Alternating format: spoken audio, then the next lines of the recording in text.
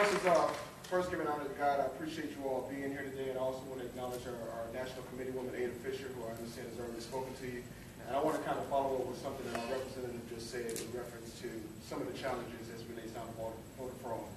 Because I've been a county chairman as well, and one of the things that I hear us talking about is the electronic system, but what we haven't talked about, as a matter of fact, before I give you the answer, let me ask this question. How many of you know the first day that you can vote in this state for the primary? What is the first day that you can vote?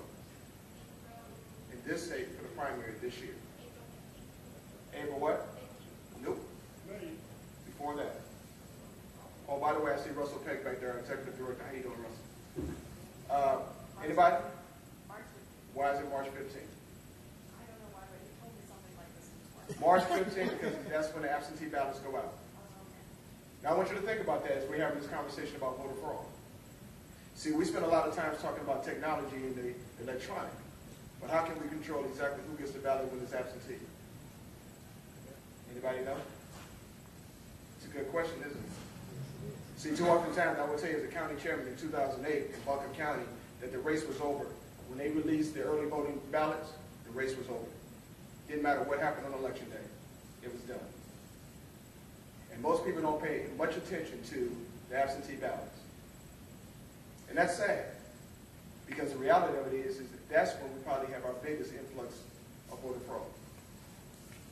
And because we don't spend much attention to it, we spend a lot more time talking about what's happening inside the ballot box on the day of election.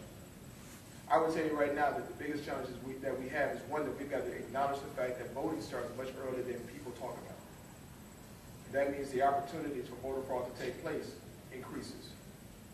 And more important, we've got to start having citizens who are engaged and concerned about the future of this country, not just on election day.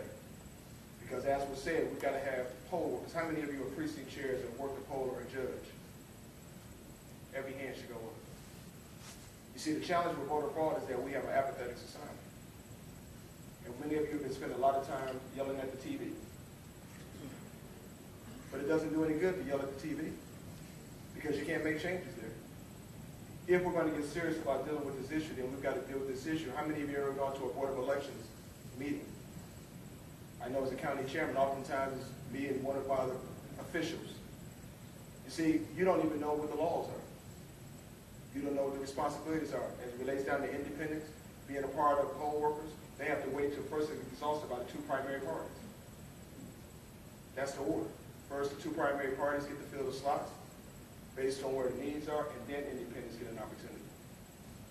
As a matter of fact, county chairs, Republican and Democrats, get to decide to a large extent if we want to let independents be poll watchers. Didn't know that, did you?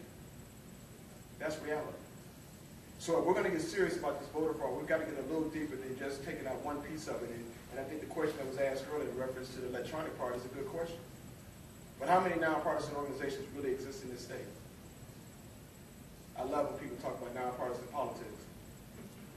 Doesn't exist. That's an oxymoron. Nonpartisan. When? Where? The reality of it is that we have a lot of organizations and we have a lot of people that fall into that banner saying we're doing this because we just want it to be fair. But usually somebody wants it this way right, or they want it this way left.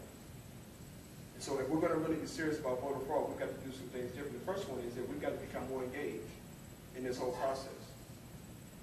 How many of you have ever seen the laws that govern how we vote? How many of you have ever read the Constitution of this state? Got more hands on that. But if we don't apply those rules to the voting day, it doesn't really matter. You see our challenge?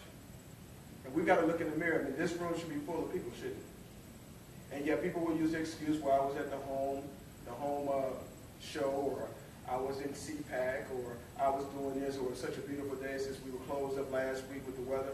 Oh, I just couldn't make it. And yet come May 5th, if their candidate doesn't get elected, or come November 5th, if their candidate doesn't get elected, it'll be about voter fraud again. Won't it? And what I challenge each one of you to do is when that conversation happens, because it will happen, you need to look at them and say, what have you done lately? You know, Janet Jackson's song. What have you done to make a difference lately? All you do is complain about the problem, but if you take time to get out in front of the the boot? Did you take time to go to a Board of Elections meeting? Did you take time to support a candidate? Did you take time to do anything different than complain? Because I see that most of us spend a lot of time complaining. And there are very few of us, look in the room, there are very few of us who get engaged. And the reality of it is the challenges that we have with voter fraud and anything else that has to do with the apathetic attitude that we have in this country is all about individuals. I always find it intriguing when we say we the people, and yet we don't look at the person in the mirror. Because the first person that we should be asking is, what have I done lately to make a difference? What have I done to address these issues? What have I done to improve the system? What have I done to educate myself on what the rules are? What have I done to make sure that I'm going to those meetings in order to get educated on the decisions that are being made that are affecting me right now? That's voter fraud. And then the other side of it is that we have a lot of people that just say, well, I'm just going to do my voting by party, which as far as I'm concerned is another form of voter fraud. Because we don't look at the candidates. We just look at it, they have a D or an R next to the name. And I would tell you right